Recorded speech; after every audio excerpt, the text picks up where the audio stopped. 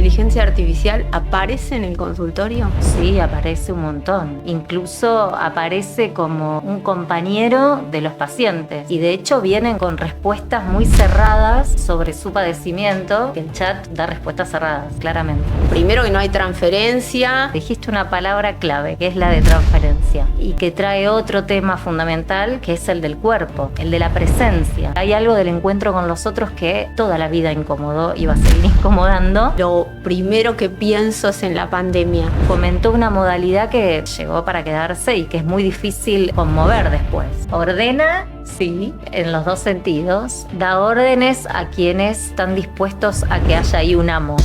Sesgos es una iniciativa del Instituto de Innovación Digital para preguntarnos, sin tecnicismos, cómo habitamos y proyectamos nuestras vidas en un mundo atravesado por algoritmos e inteligencia artificial. Una conversación sobre poder, tecnología, presente y futuro.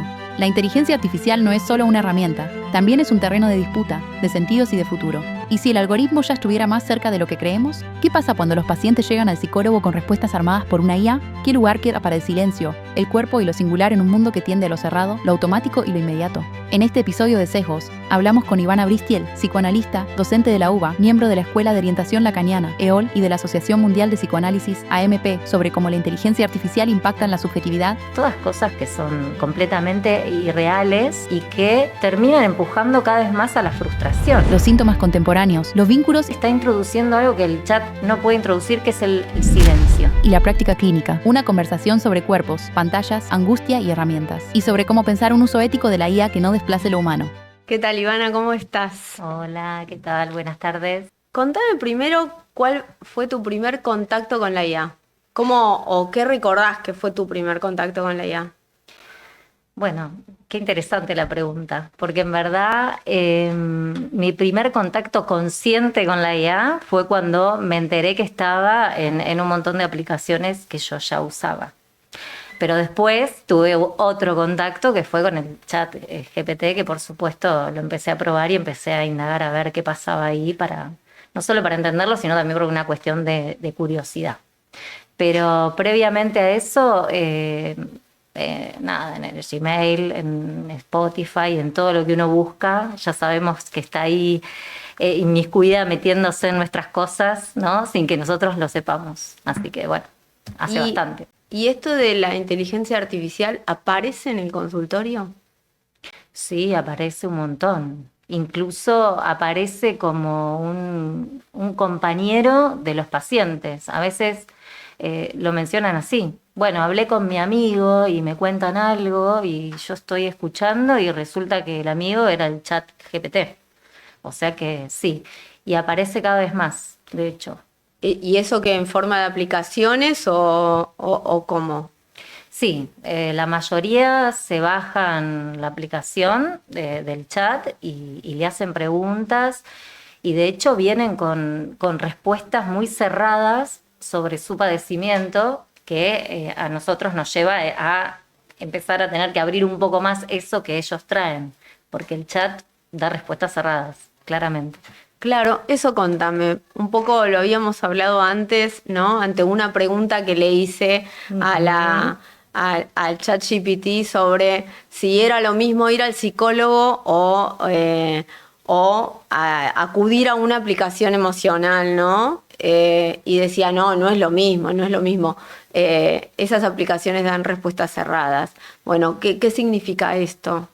Bueno, hay algo de base que es que en psicoanálisis no creemos o no apostamos a nada que sea verdadero, todo o un saber completo, sino todo lo contrario. Estamos todo el tiempo apuntando a la falla, al error, bueno, al lapsus, al fallido, esos son los nombres que nosotros usamos, que son manifestaciones del inconsciente. O sea que apuntamos a un saber que en verdad está del lado del paciente, pero que el paciente no sabe que lo tiene y que supone que nosotros lo tenemos, pero nosotros tampoco lo tenemos, sino que estamos ahí poniendo el cuerpo, hacemos un semblante para que el paciente pueda hablar y expresarse y pueda surgir eso que ni él mismo sabe.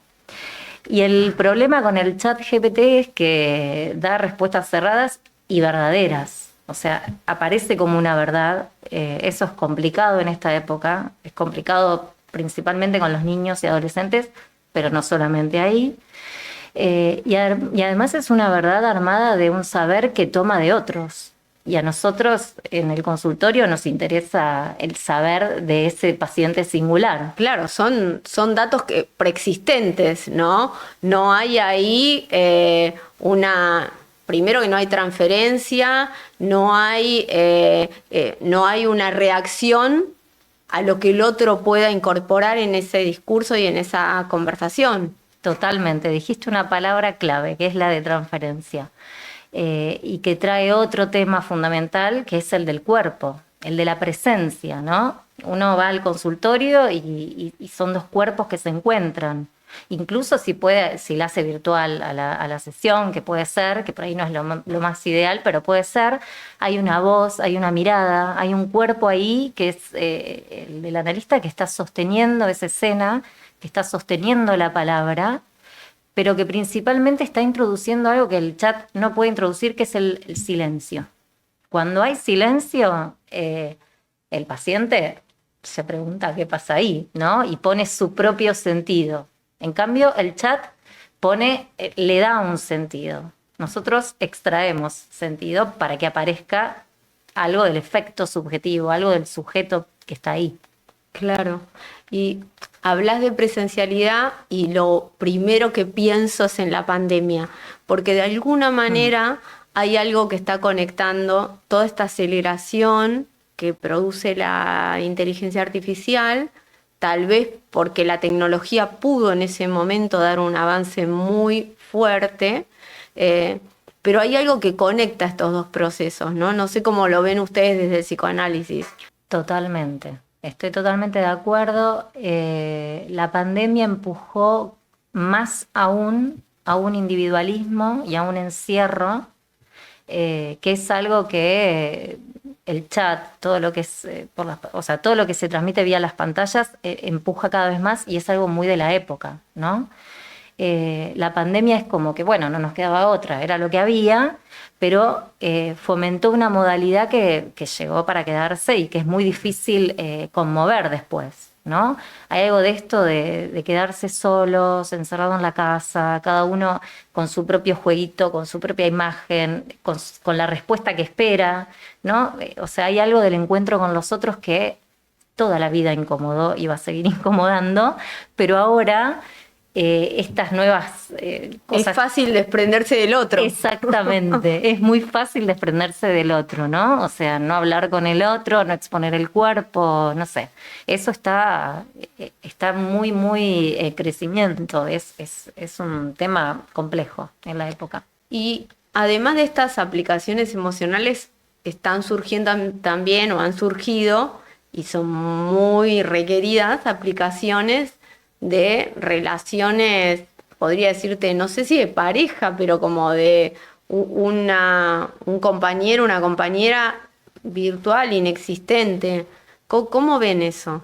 Sí, o sea, de hecho hay, no voy a decir pacientes, justo no tengo pacientes, pero conozco, sí, que tienen novia o novio, una IA. O sea, como de una IA, y conversan, y también es parte de no encontrarse con la diferencia, de no encontrarse con lo que del otro no cuadra, ¿no? Es la creencia en la media naranja, en que podría no haber, no sé, que podría haber una comunicación completa, que podría haber una relación sin conflicto, encontrarse con el otro y que sea cómodo todo el tiempo. Todas cosas que son completamente irreales y que terminan empujando cada vez más a la frustración. O sea, se frustran cada vez más porque vienen con ese precepto, y entonces cuando se tienen que ir a encontrar con otro que no cuadra, no cierra, no es tan redondito como una inteligencia artificial, aparece, no, mejor me quedo encerrado con esto que dice y hace todo lo que yo quiero. Y ahora hay nuevos síntomas que que empiecen a aparecer y que el campo del psicoanálisis esté observando. Sí, en los niños hay mucha hiperactividad, muchísimo más que antes. Eso es un efecto de la exposición a las pantallas y de la celeridad con la que se mueve todo. En los adolescentes está muy, muy presente esto del encierro y el individualismo que te decía antes. O sea, hay cada vez más una dificultad de relacionarse y de encontrarse con los otros y de poder debatir con otros, pensar con otros. Incluso hay como un descreimiento en la propia capacidad de producción y de creación, ¿no? Porque ¿para qué voy a estudiar si el chat me lo da resuelto? Entonces hay un descreimiento en lo propio y en lo que pueden ellos hacer, pensar, y una aceptación completa a lo que viene del otro sin ningún cuestionamiento. Y a veces dice cada cosa, digo, ¿no? Sí, claro. Eso. Porque también ahí hay una cuestión que tiene que ver, que por lo menos en este momento de del ChatGPT o de algún otro modelo de lenguaje, en el que es fundamental el conocimiento que uno tiene, porque si no, lo que viene, si uno lo toma tal cual y no hay una intervención del conocimiento que uno puede transmitir, a veces tiene muchas fallas, ¿no? Muchísimas. Bueno, lo que vos me mandaste que decía era interesante porque era atinado, pero había cosas que se notaba que no. Y además es importante esto que vos traes también, ¿no? Cómo afecta a la transmisión de todo. Porque ya no se va a buscar a un otro que se tiene de referencia, pero que puede ser un otro que se equivoque, que siga estudiando. Alguien a quien uno admire. Exacto, exactamente, ¿no? O sea, ahora es el chat. Es un chat que no se sabe dónde salió esa información, porque es información que recaba de un montón de lugares, ¿no? Me pasa con los diagnósticos. Digo, los pacientes llegan al consultorio con un diagnóstico hecho y médico, si les pasa algo médico, y si no, incluso psicológico. O sea, llegan y te dicen, bueno, porque yo tengo esto, esto y esto, y esto y esto y esto, ¿no? Hay algo ahí complejo. ¿Se puede decir que la IA puede ser un otro que ordena? Bueno, Es un juego. es un juego. Ordena, sí, en los dos sentidos. Da órdenes a quienes están dispuestos a que haya ahí un amo, ¿sí? Eso sí. Y por otro lado, puede ser una herramienta útil. Digo, también para pensar el lado positivo y no quedarnos solamente con lo que no va. Yo creo que el debate principal que se tiene que dar es en relación al uso que se hace de la IA, ¿no? Es una herramienta. Entonces, la pregunta es, ¿nosotros la usamos o nos usa? Si la usamos, y sí, ordena, ¿no? Cuando en el calendario te aparece algo o una función, no sé, o en Zoom te aparece una función que te desgraba la reunión y te hace un resumen y un poco ordena y sirve, ¿no? Después, si uno sigue, o sea, lo elige como ordenador de la vida, y ahí está complicado. Eso es complicado. Venimos hablando más de una faceta de preocupación, ¿no? Desde un lugar de preocupación, pero la inteligencia artificial también nos trae y nos va a traer cuestiones muy positivas, ¿no? Porque incluso si uno habla de la salud, ¿no? Diagnósticos con muchísima más precisión, tratamientos para enfermedades que hoy no pueden pensarse o que hoy no están. Entonces, ¿cómo interpreta el psicoanálisis todo esto? Porque no es solo una mirada de preocupación, también hay una parte que es muy positiva y es maravillosa, ¿no? Totalmente de acuerdo. El psicoanálisis, al igual que me parece que otras disciplinas, estamos todavía leyendo los efectos de la IA, y que además tiene una celeridad tremenda. Entonces, estamos viendo los efectos y viendo qué hacemos con eso que está instalado y que crece a pasos agigantados. Claro, cuando empezás a entender algo aparece otra cosa. Totalmente. Y ese es un punto importante. O sea, estar a la altura de la subjetividad de la época, que es algo que Lacan planteaba, quiere decir poder leer los efectos subjetivos de eso que está ahí y cómo eso afecta a los sujetos y cómo vienen los síntomas en relación a eso. Algunas cosas podemos leerlas, que son las que vos me preguntaste antes, y estamos viendo, pero después hay cambios que son vertiginosos. O sea, viene todo aceleradísimo, rapidísimo. Trataremos, al igual que todas las otras disciplinas, de tomar lo que más conviene de eso. Creo que, vuelvo a decir, la clave es hacer de la inteligencia artificial una herramienta. Para eso hay que conocerla, porque si no, no nos paramos a criticar algo que ni siquiera conocemos. Pero bueno, con cautela y pensándola éticamente también, ¿no? El uso ético de eso me parece que es importante. ¿Y cómo sería ese uso ético que vos, digamos, a qué te referís cuando hablas del uso ético? Desde el psicoanálisis, sí. Por lo menos mi postura y la de varios colegas que conozco es que no es apta para un psicoanálisis. O sea, no es apta para hacer un psicoanálisis. En todo caso, el uso que podemos hacer y darle es más en el ámbito de la investigación o algo de eso. Pero no. Pero igual nos gusta leer mucho y nos gustan mucho los libros. Así. Sí, me sorprendí la vez pasada que recibí como un newsletter en donde muchos lacanianos de nombre, ¿no? Muchos psicoanalistas muy conocidos dentro del campo del psicoanálisis lacaniano hablaban de la IA, escribían sobre la inteligencia artificial. Y eso me pareció interesante en el sentido de ver que hay una atención, una mirada que no solo es una preocupación, sino una mirada importante sobre lo que hoy estamos viviendo y para tratar de ver hacia dónde vamos a ir.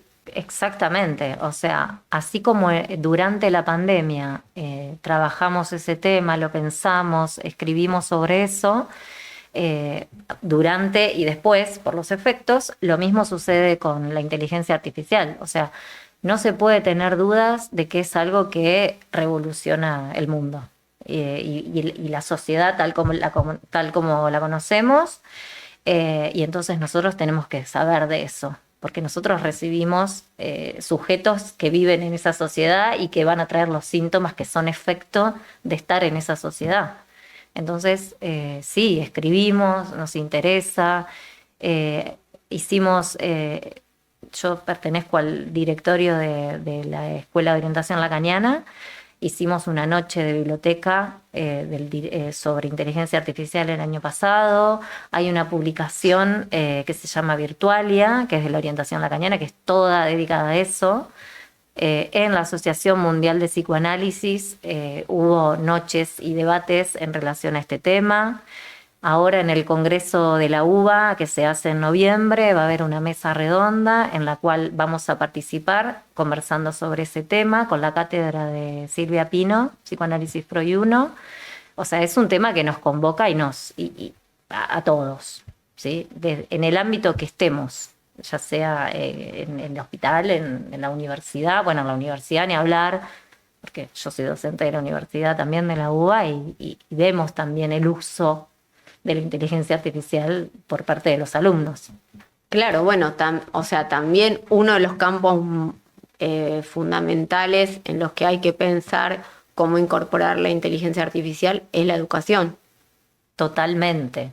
Cómo incorporarla y cómo frenarla. O sea, están como esas dos aristas todo el tiempo. Pero estoy de acuerdo en que tiene que ser incorporada porque si no nos quedamos afuera. O sea, es eso. O sea, no se puede ir en contra de algo que ya el futuro ya llegó.